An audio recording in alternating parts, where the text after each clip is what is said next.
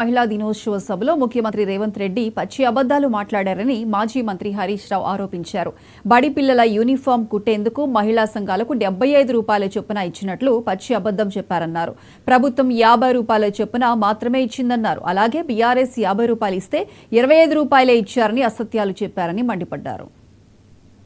పిల్లలు ప్రభుత్వ పాఠశాలలో చదువుకుంటున్నటువంటి పిల్లలకు బట్టలు కుట్టడం విషయంలో గత ప్రభుత్వం 25 రూపాయలు ఇచ్చింది, మేము 75 రూపాయలకు పెంచామని రేవంత్ రెడ్డి గారు చెప్పిండ్రు.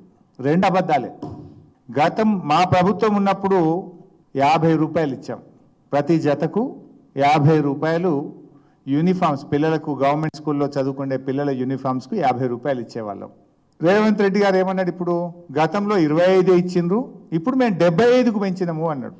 ఫస్ట్ ఆఫ్ ఆల్ గతంలో ఇచ్చింది 50, అదొక అబద్ధం. రెండు, నువ్వు ఇప్పుడు 75కు పెంచినా అన్నావు. నాకు డౌట్ వచ్చింది, రేవంత్ రెడ్డి కదా ముఖ్యమంత్రి కదా అబద్ధం ఆడాడేమో అని చాలా జాగ్రత్తగా మా హెడ్ మాస్టర్కి ఫోన్ చేసిన, బట్టలు కుట్టిన మహిళలకు ఫోన్ చేసిన, డిఈఓకి ఫోన్ చేసిన, ఎంఈఓకి ఫోన్ చేసిన, చాలా మందికి 4 దిక్కులో తెలుసుకున్నా. అరే గంత అబద్ధం ఆడతాడా, ఇంత పచ్చిగా అబద్ధం ఆడతాడా, ఒక ముఖ్యమంత్రి ఆడొద్దు కదా అని. ఎందుకైనా మంచిదే 4 దిక్కుల ఫోన్ కొట్టి చూసిన, కానీ ఏడ చూసినా అన్న 50 రూపాయలు వచ్చినాయి.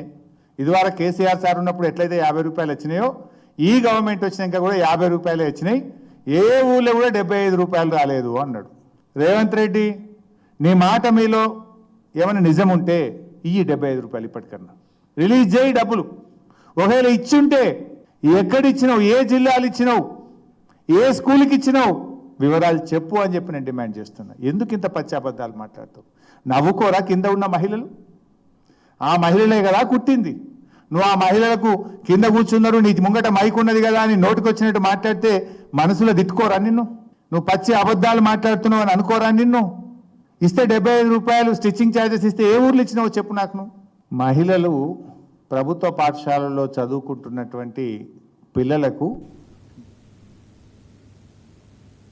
గుంటూరులో